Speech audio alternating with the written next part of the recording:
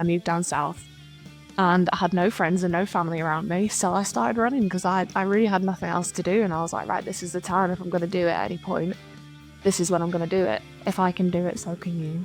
I went from zero Ironman, zero triathlon experience to a full distance Ironman in 10 months on my own, uncoached. The swell was so big that you couldn't see the buoys at times. I remember looking around and being like, I can't see any safety boats or paddle boards. Now I know it's because they were probably pulling people out, but it was a very scary experience. My name is Kellie, and I guess the best way I would describe myself is an age group triathlete. Started as a runner, moved into triathlon, and yeah, I work in marketing part-time whilst doing a bit on social media and just trying to get better every day at everything. And yeah, that was it. What led you to this? Because you don't just start doing what you've done on a whim, or do you? Like how did you get to this point?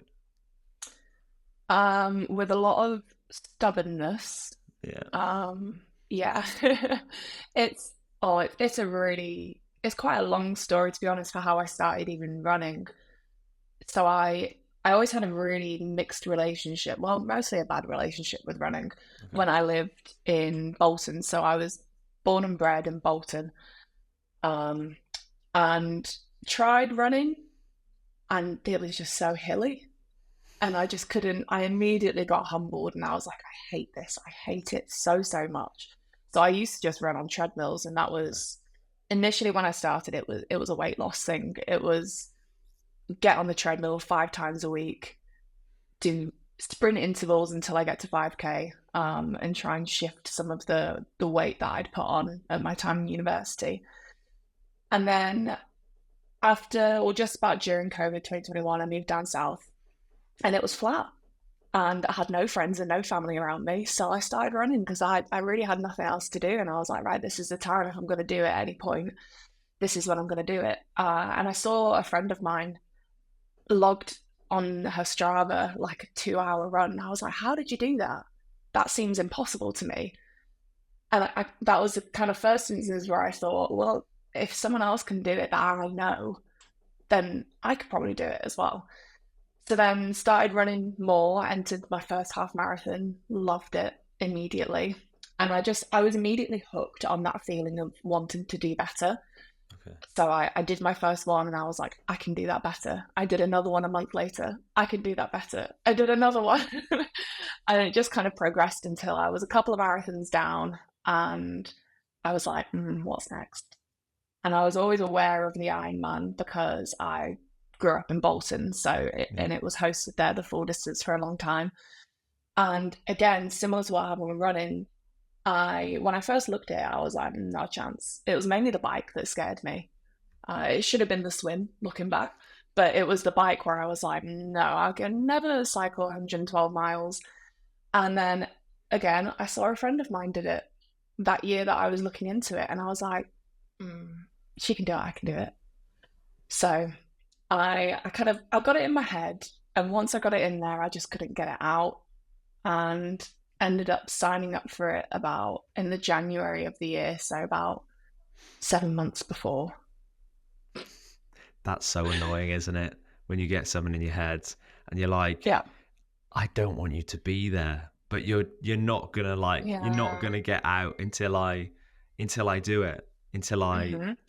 And then the more people that I spoke to about it, and the more people that said, oh, why don't you just give it a year, the more I was like, no, I can do it. Don't tell me I can't. Of course I can.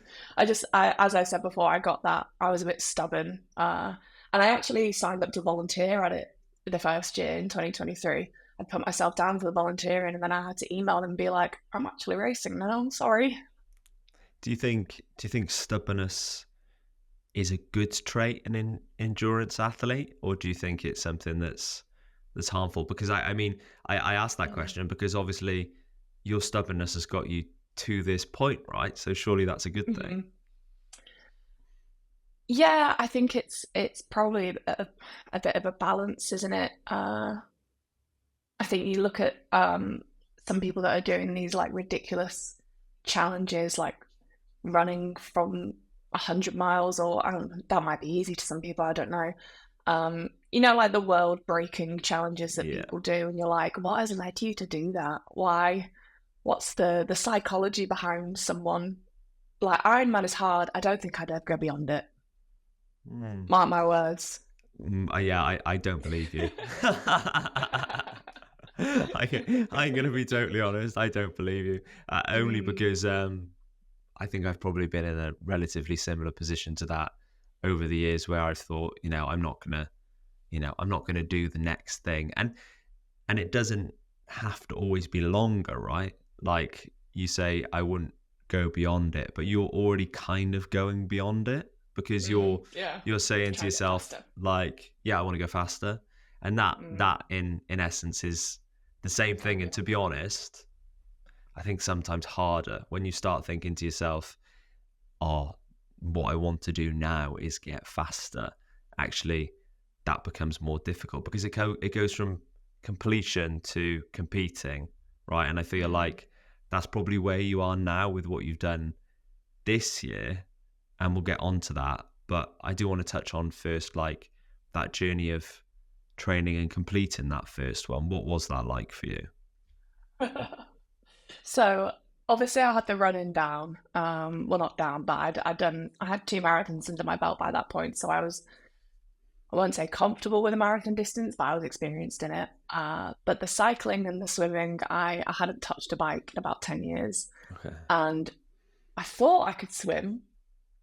And I think many, many people go through this where they learnt to swim as a kid, and they know the fundamentals of how to do a front crawl, but just don't do it very well. I think when you're a kid, the swim test is, I'll do 2 lengths, done, great. But you've got to swim, I don't even know how many lengths it is, 3,800 meters.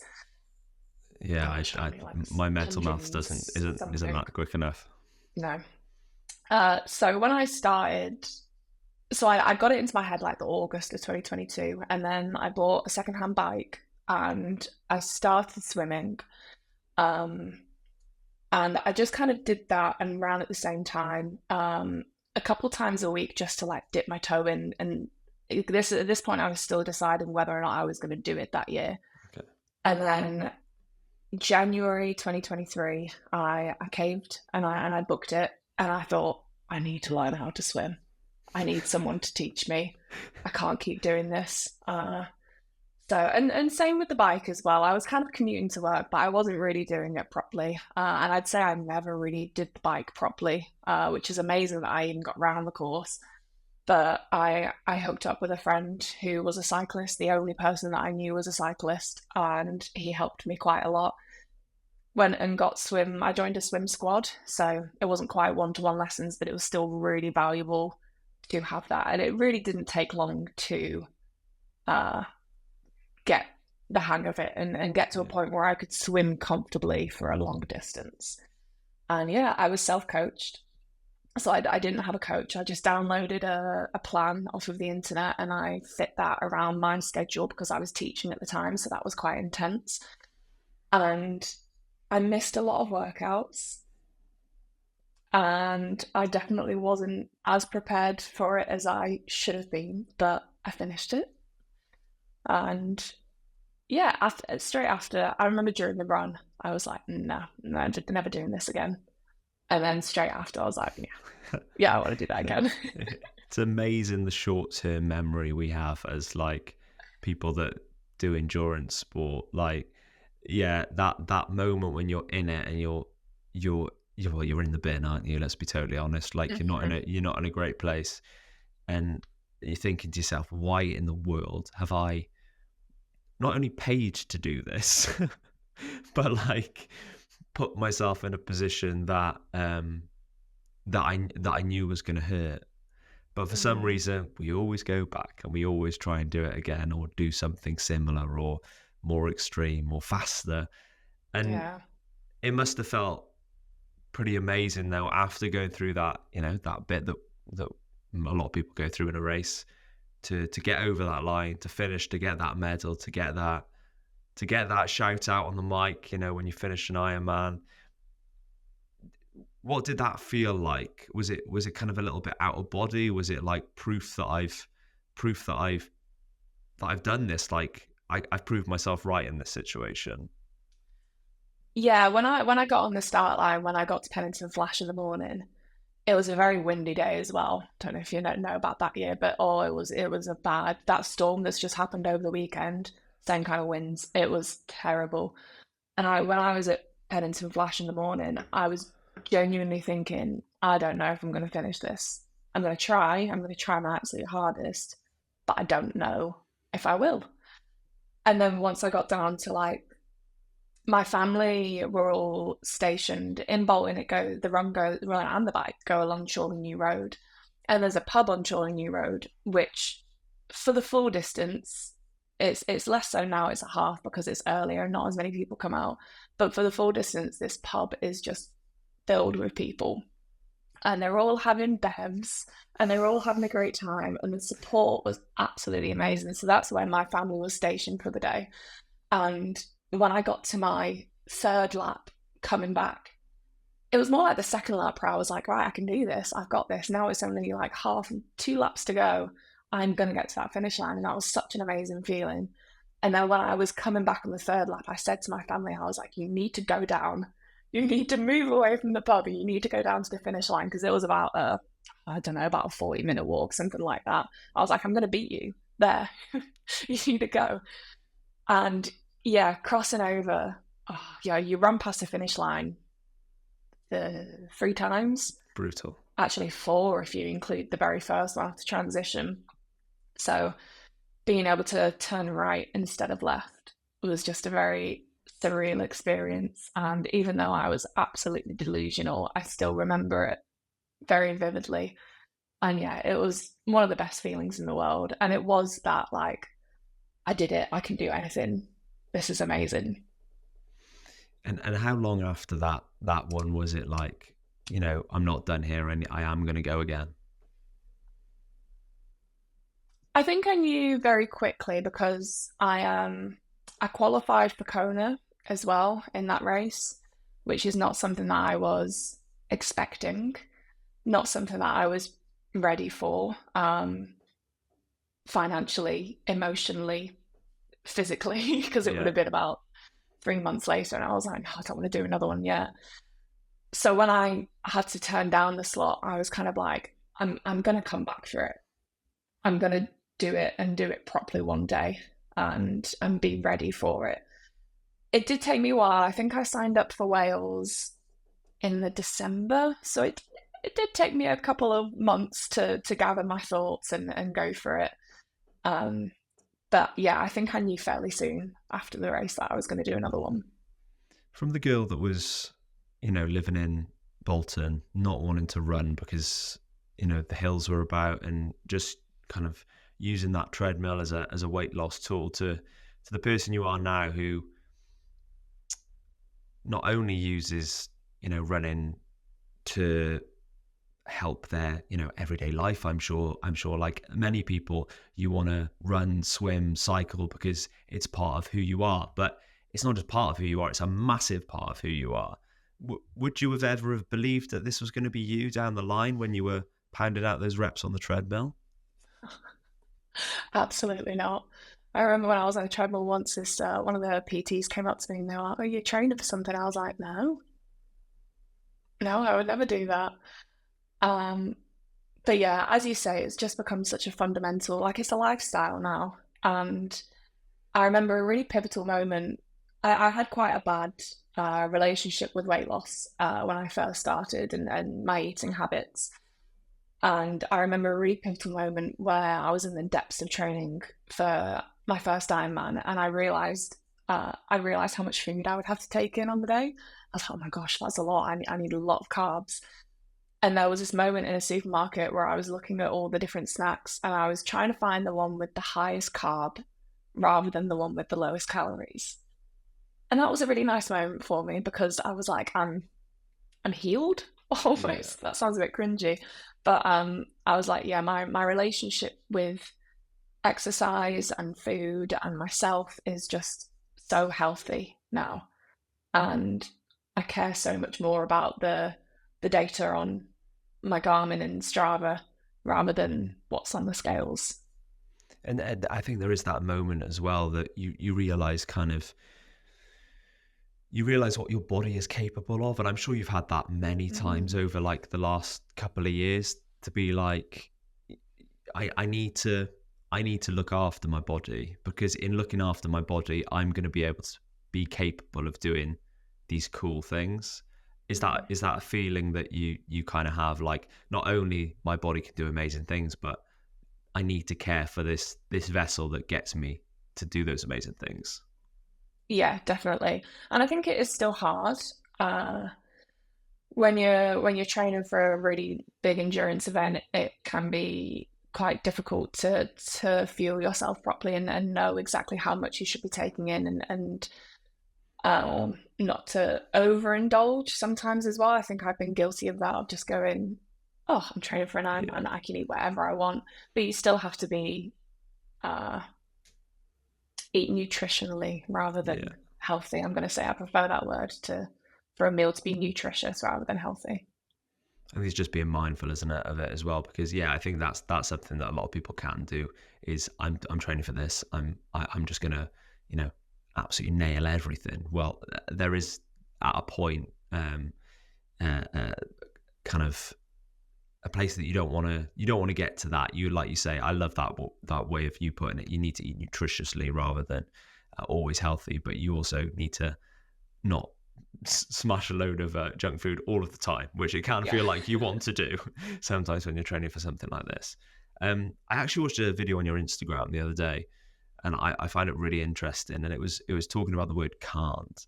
And I think you see this with a lot of people, and you will have, after all of the things you've done.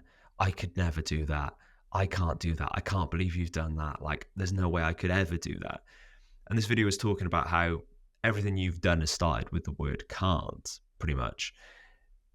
It can be quite a powerful word, but it can also be quite a scary word. What is it like proving to yourself after telling yourself that you can't? Yeah, I feel guilty about how much I use that word. Okay. And even last night I was doing a 5 kilometer attempt for a PB on the track, and it's weird because I went into it with the opposite mindset. I was like, yeah, I can do this. And then I very quickly realized I can't do it. And then my mind switched to, I can't even finish this. I was like, I'm not even going to try and finish it. I'm not going to get a PB. So what's the point? And I just kept pushing on and pushing on. And I was like, no, I can run this speed. It's fine. Just slow down. I can do it. And then finishing, I wasn't feeling as disappointed about missing out on the PB as I was proud that I actually just finished it. So it's that proud feeling. And what I love about this sport and running and swimming and cycling is that the only person that is in control of your progress and your success is yourself. And I studied performing arts growing up. So I was trying for a long time to get into acting, to get into some kind of entertainment industry, which is very subjective. And you can be as good of a performer as anyone, but if someone doesn't like you, then you're just not going to get work. So what I loved and what hooked me in with running was seeing that progress, and knowing that I can do anything that I try and do within that field. So if I wanted to go and do a 100 kilometer trail run, I can do it. I'll probably look at it initially and say, no, I can't. But I really have this belief now that if I put my mind to something, I can do it. I think one thing that you do brilliantly as well on socials is, share the fact that didn't go quite as well. And you've done this like over the years, but you posted a reel last night actually as we're speaking about that 5K PB, and the fact that didn't go as well as you wanted it to, but you've done all these other amazing things recently that have gone well. I think it's important to share that message though, that even though you have taken X amount off your Ironman time, you've smashed a load of 70.3s, you've done this, you've done that. It's not always good, is it? Like, and I think that's an important message, that you still have incredibly hard days and disappointing results as well. Yeah, definitely. I hope I share enough of it. I think that there's a balance to that. Uh, yeah, it is hard. I do have hard days. I wouldn't say they're harder than what some people have to go through. Yeah. But it's putting that into perspective. It's like, okay, fine, I've failed a 5K. How am I going to not fail next time? And yeah, I think when I was growing up, trying to get into acting, I did have quite a hard time with that prospect of failing. Getting an audition and not getting the part, not even getting auditions in the first place, and just constantly feeling that I've jumped ship from career to career as well. So I have gone through the majority of my 20s feeling like I'm failing in every aspect of my life. So I think doing this training for Ironman and running and swimming and cycling has taught me to have a better relationship with failing, and to kind of step aside when I do and go, okay, how am I going to improve, and not letting it get to me so much, because it happens so often as well. Do you think, you've touched on the performing arts side of things a couple of times, do you think that's actually helped you do what you do now? Because like you say, it's a pretty brutal industry, but Yeah. you get knocked back, you bounce back, you go again, you get knocked back, you bounce back, you go again, kind of thing. And that is kind of what Ironman training is, right? You get knocked back, you come back, you show grit, you go again. Do you think that maybe has helped? Perhaps with the resilience. I was trying for a good few years, and I only stopped because I fell out of love with it a little bit. And I hope I get to a place where I really find that. I sort of have with the social media, when people say, "Oh, being on camera comes so naturally to you," I'm like, no, I've trained for that. I spent a good amount of my life training to be on camera. Um, but yeah, it has weirdly translated quite nicely, actually. I hadn't Yeah. really thought of it like that before, but yeah, I guess some of the resilience does come from that side of my life. Let's talk about Ironman Wales, because that was a big thing this year. The giggle. It's a dream race of mine. So I'm looking forward to Oh, talking about this, because I'm from South Wales originally, and right. that's always been the race. I've done a couple of Ironman. I'm not that asked about doing loads more, to be honest. But the one that I do really want to do at some point is Wales, just because it's home, I guess. Mm. Um, Talk to me about that moment walking down the steps in the morning, the Welsh national anthem playing. You're in Tenby, you're on that beach, the waves are waving. Like, Oh my what gosh. was that? What was that moment like? Because it's quite a different race to a lot of them. Yeah, I wasn't really prepared for how that was going to feel. Bolton was very different. Bolton was just, we were stood in a muddy Pennington flash, and it wasn't like an open space. There were trees everywhere, and you were just kind of like in these little woods with everyone. But Wales, I was running a little bit late in the morning as well. I stayed just outside of Wales, and I definitely didn't give myself enough time, to get to transition and sort myself out. And yeah, I was a little bit stressed. And then coming out of transition, you're like, once you've set up your stuff in the morning, you're like put into this kind of feeding walkway that goes all the way, and you're walking down through Tenby and you feel like a celebrity, because it's just like everyone is at the sides and we're like, oh, trying to wave to their friends and family. And it was very cramped. It was quite scary, I can't Yeah. lie. Um, it was very shoulder to shoulder and it was moving very slowly. And I realized it's because when people were going down the zigzags to get to the beach, they were washing their feet. So everyone was queuing for that. And that's why. And when I realized, I was like, I don't want to wash my feet, just let me go. So that was why I was moving so slowly. So just a tip for anyone doing Wales, Don't wash your and feet. yourself, then yeah, don't wash your feet. And also just get there get there ridiculously early. I wish I'd have just woken up that little bit earlier and gotten down there quicker. Um, but yeah, that feeling going down, it was so good, and the national anthem as well. They didn't have the flyovers this year, which I was a bit disappointed at. No, Okay. didn't Well, have the that budget just for that. that would have made you more nervous. So there you go. Take that out of there. Yeah, and then actually the sea. The day before I did a swim recce and it was bad. It was really bad, and I was like, if it's like this tomorrow, I'm not going in. In the morning, right at the start, it looked okay. Okay. And I don't know what happened. Something happened between even in the half hour between when I got down to the beach to when I started. Something just changed, and when I got to the water, I was like, "Oh, that looks different." Yeah. Yeah. I think when you first experience open water swimming as well, and this is something that I'm sure you've been through, that's such a nerve-wracking thing to do, isn't it? From when you haven't swum a huge amount to then getting in the pool, getting better in the pool, and then somebody being like, hey, this is 2.4 miles in a sea and it's going to be choppy and there's going to be people swimming over you and it's going to feel a bit like a boxing match. Like it is a swim, but there's so many more elements to an open water swim in a race like that, aren't there? Yeah, I always say to people what I wish I'd have done differently before Bolton was some kind of open water race event.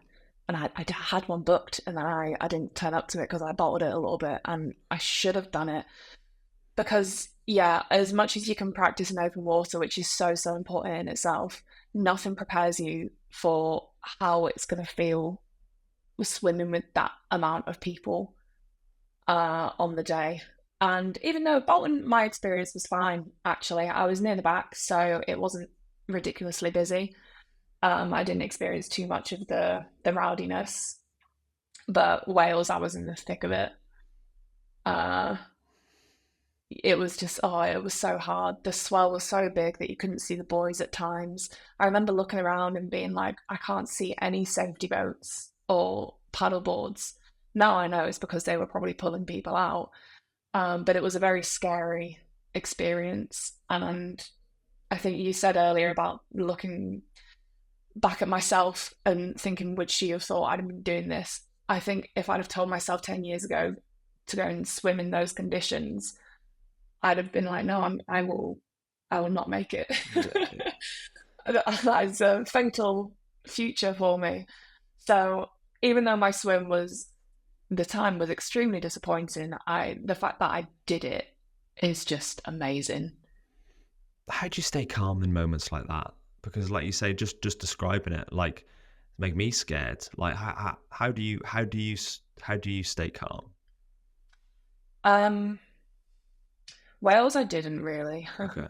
Bolton, it took me a minute. And I remember telling myself, I did a couple of breaststrokes for about 100 meters of Bolton, and then I started going into front crawl, and then I just told myself it's just a big pool. I was like, I'm just swimming in a big pool with a couple thousand other people. I know how to swim. And that was what I just told myself. I was like, I know how to swim, so just swim and try and block everything else. And I think about my transition while I'm swimming as well. I think about what I'm going to do in what order.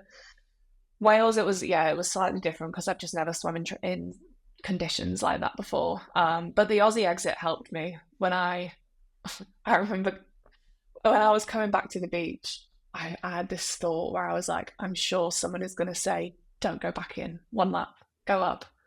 And there's clips and pictures of me when I came out, and I'm sort of looking around. And my mum was like, who are you looking for? I was like, I was looking for someone to tell me not to go back in. And nobody did. So I remember running, I looked at my watch and I saw the time and I was like, okay, not good, but not awful. I'm okay.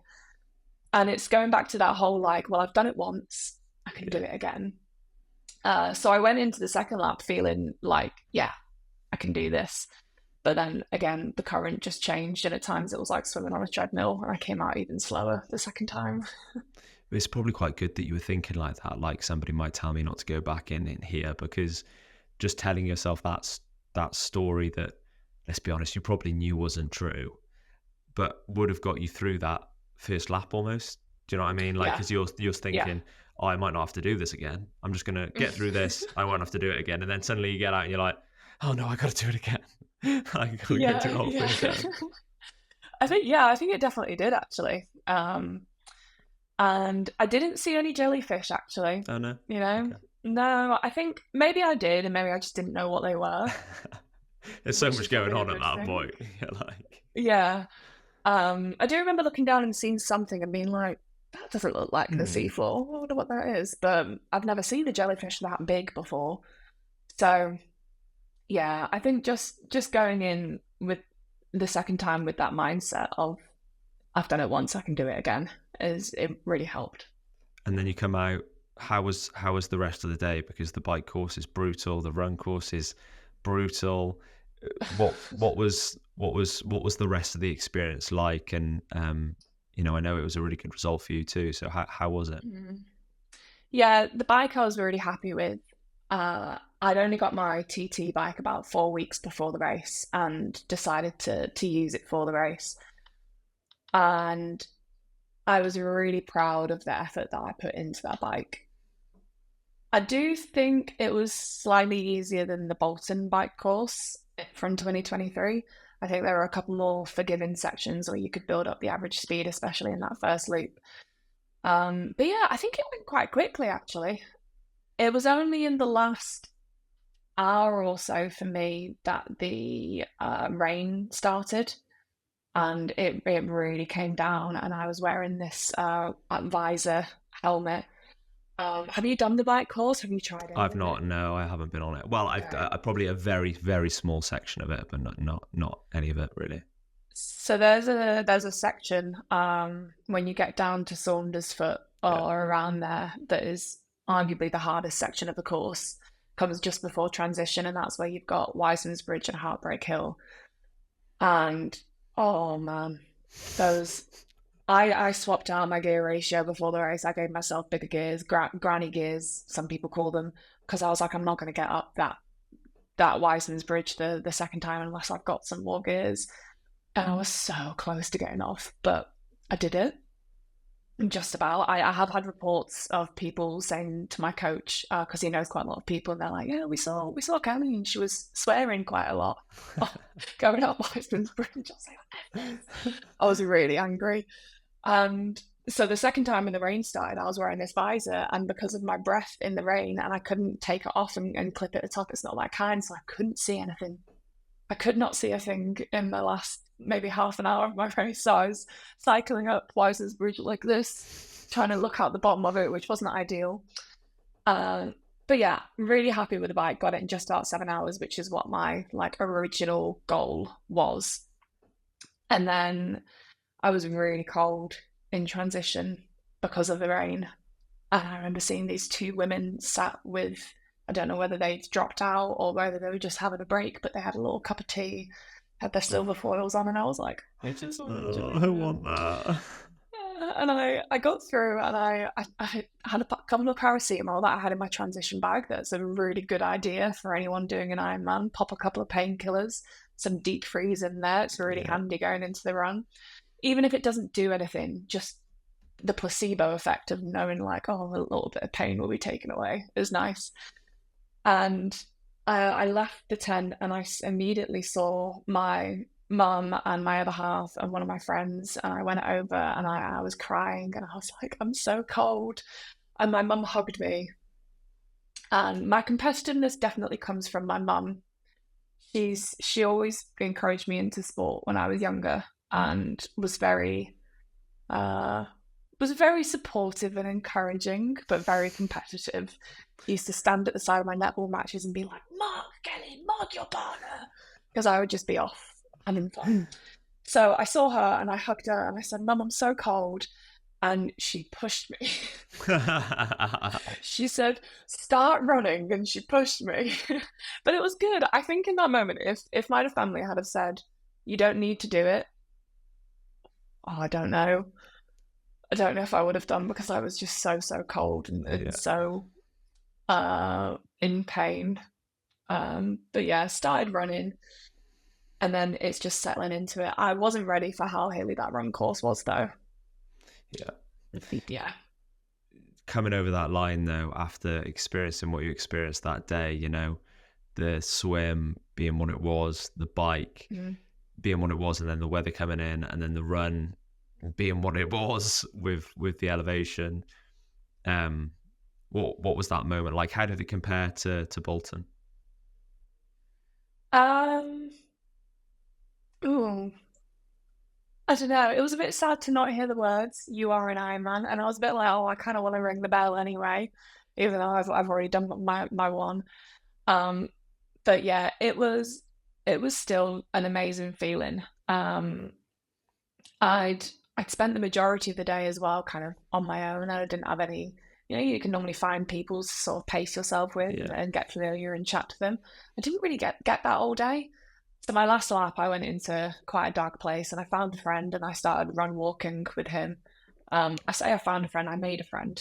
I just stopped someone. I was like, let's do this You're my together. friend. Yes, I was like, let's help each other. And we started doing like the cone to cone business. Sadly, he had another lap, so I was like, bye. I'm off down here now. And yeah, it was a similar situation with Wales where you did run past that turning to the finish line quite a few times. Well, it was 4 laps. So, and yeah, Wales is just something else, especially because, well, I finished in the dark. I know not everyone finishes in the dark, but finishing in the dark with the lights, and my coach had a VIP pass, which I could see him directly in front of me, and he was like this. And I always tell myself that I'm gonna walk through the finish line, because I think some Ironman finish lines, the timing kind of gate is at the start of the red carpet. So you're already done. You can walk, you can really milk it down that red carpet in some of them. And I always tell myself, yeah, I'm going to walk. And I just always run through anyway. I just something comes over me and I'm like, sprint, sprint to the finish. Yeah. You got to get that finish line photo where it looks like it's brutal. What's next, Kellie? Because you know you've done so much over the past few years, and you will have had so many people asking you that question. What's Yeah. next? Do you now see this as, you mentioned the word lifestyle earlier on? Is this a lifestyle? Is this something that you're just gonna always kind of have in your life, or are you going to have these big sort of moments and not kind of carry on between them? I'm fairly sure it's a lifestyle. I do sometimes go through a bit of an imposter syndrome type situation, where I'm like, do I actually enjoy this, or is this all just kind of, I don't know, a weird act of sorts? Am I just in this new character? Yeah, um, but I do love it, and next year I did a couple of abroad races this year in Spain. Not interested in that again. Too hot. So what I really love is racing in the UK, especially in Bolton because it's my hometown and I can have so many friends and family near me. So I am doing Bolton again, and that is a bit of a redemption race because this year I crashed on the bike in Bolton. So, and I still ended up with quite, as far as my times go, quite a good time. So I'm like, oh, I can get that really good if I just don't crash. So doing Bolton again, and that's just for fun. I'm not going to try and qualify or be. I will be competitive, but I'm not going to cry about it if I don't do yeah. very well. The A race is Leeds. Leeds. Yeah, and that there is where I'm hoping I'll get my Kona slot. I was hoping that I would get one in Wales, and I came 10th, and I know it rolled down to ninth, but I didn't go because I was like, oh, I don't want to take it unless I get an actual slot. I'm going to take a roll down next time, I think. Just gonna take it. So Leeds is where I'm hoping that I'll get that slot for Kona, which will be 2 months after the race. So that's the focus next year. Every bit of money is going into my savings account to be ready for that to happen. And hopefully Ironman released a Leeds course soon. But I've got no doubt that it's going to be just as hard as Wales and Bolton. And I think I want to go back to that word can't, right? Because there are going to be a lot of people listening to this right now and have heard what you've done over the past couple of years and what you will do next year. Because I've got no doubt that you'll get that Kona slot, but they're thinking, there's no way. I can't, I couldn't, I won't. Like, what would be your message to them from somebody that has done it?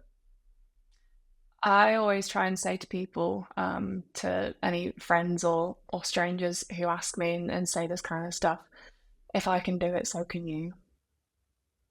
I went from zero Ironman, zero triathlon experience to a full distance Ironman in 10 months on my own, uncoached. So if you are able bodied and if you are motivated enough, and obviously if you have certain other things like time and finances, those are also barriers I think to Ironman training. Um, but yeah, if you have all those things and you really want it enough, then you absolutely can. And I think to know that, all you need to do is go and watch an Ironman race. I think over social media it can sometimes be portrayed as this kind of elite field of people.